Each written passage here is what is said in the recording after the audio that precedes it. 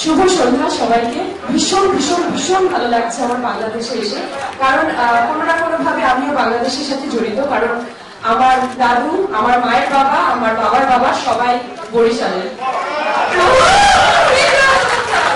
তো আমার অনেক দিনের ইচ্ছা ছিল, আর আমার দাদুর স্বপ্ন ছিল যে আমি একদিন না একদিন হয়তো নিশ্চয়ই বাংলাদেশে আসবো।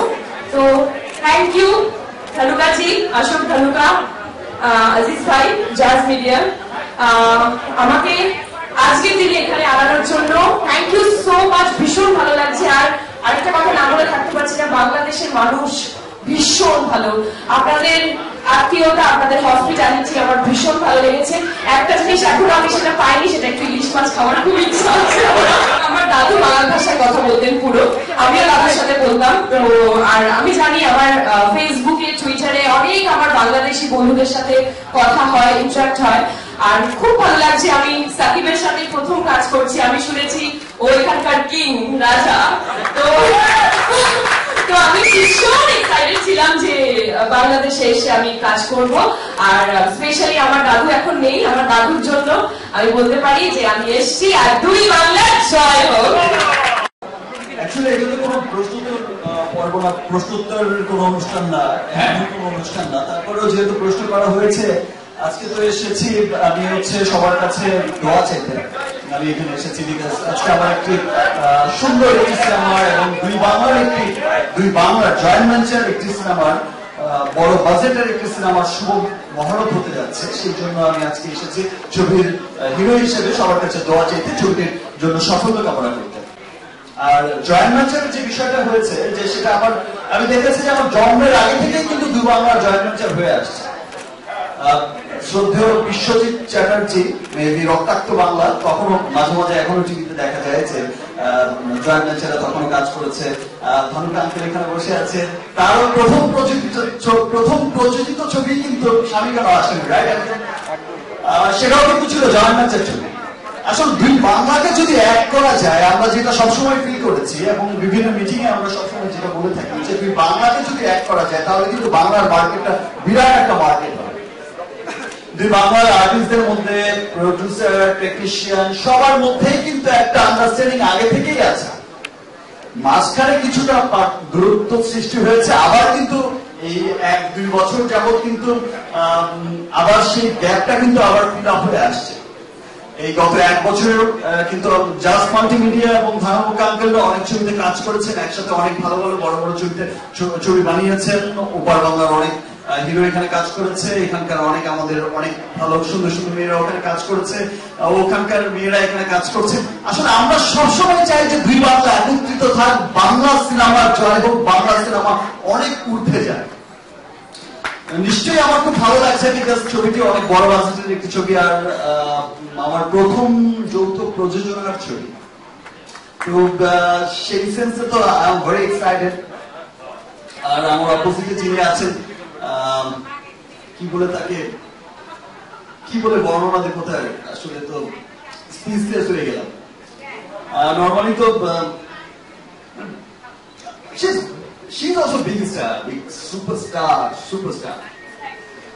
তো আমরা সবসময় চাই যে থ্যাংক ইউ আজিজ ভাই, থ্যাংক ইউ ধনুকা আঙ্কেল, আপনারা যারা এই উদ্যোগ নিয়েছেন আজকে আমাকে এত সুন্দর একটি গল্পের, এত সুন্দর একটি ছবিতে আপনারা কাজ করেছেন, আপনাদেরকে অনেক অনেক ধন্যবাদ। আপনারা আমার জন্য দোয়া করবেন, আপনারা শ্রাবন্তীর জন্য দোয়া করবেন, আপনারা এই প্রজেক্টের জন্য দোয়া করবেন যেন এই প্রজেক্ট একটি সুন্দর প্রজেক্ট হয় এবং এই পর্যন্ত যতগুলো প্রোডাকশন সিনেমা হয়েছে তার মধ্যে যেন বেস্ট ব্যবসা সফল ছবি শিকারী হয়।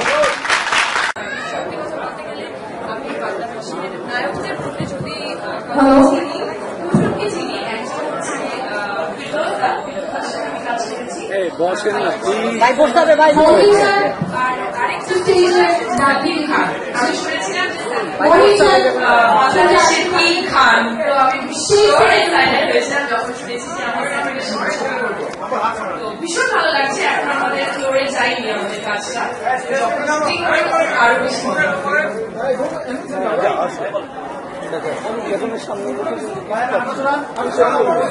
আমিও আগে বলছি যে আমিও ভীষণ এক্সাইটেড এই কাজটা নিয়ে, আমি খুব আশাবাদী ছবির গল্প, ছবির বাংলার যে প্ল্যানিং এই ছবিটি নিয়ে। সুন্দর চমৎকার একটি গল্পের ছবি, চমৎকার অ্যারেঞ্জমেন্টের ছবি, সবকিছু খুব যত্ন নিয়ে করা হচ্ছে। আই হোপ যে এই ছবিটা যতগুলো কোঅপারেশন হয়েছে আমাদের দুবাংলার, তার মধ্যে সবচেয়ে ব্যবসা সফল একটি ছবি হবে। এই আশা নিয়ে আমি এই আশাই আমি ব্যক্ত করছি। ইনশাআল্লাহ আপনারা সবাই দোয়া করবেন আমাদের জন্য, যেন আমাদের এই ছবিটি সত্যি সত্যি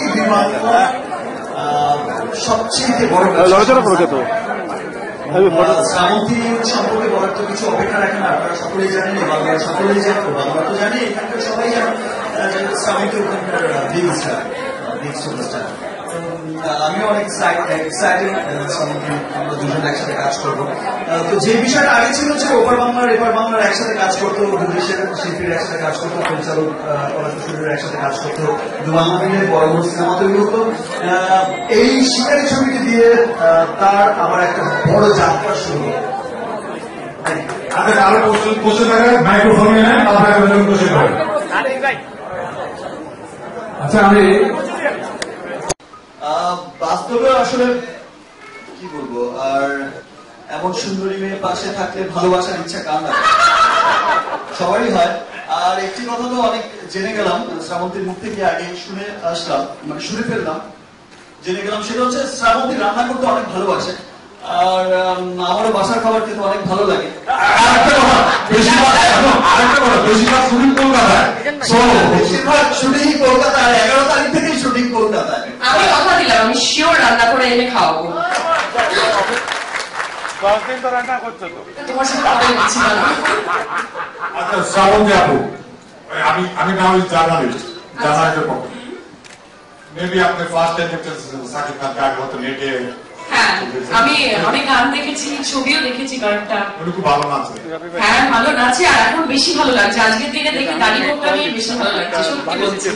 ইনফ্যাক্ট আমি ভাইয়াকেও বলেছিলাম, হিমাংশুকে, যে সাকিবকে দাঁড়িয়ে রাখলে ভালো লাগবে। আচ্ছা, শ্রাবন্তীর কথাই এই দাড়ি মচ, এই জন্য তো ইন্ডিয়া থেকে বারবার হচ্ছে হিমাংশু আমাকে ফোন করে যে ভাইয়া সাকিব ভাই, ওকে ফাইন, হিমাংশু বলো দাড়ি তো কাটছো না? আমার না, দাড়ি তো কাটছে না, ঠিক আছে। আবার দুদিন পর ফোন, সাকিব ভাই দাড়ি তো কাটছো না।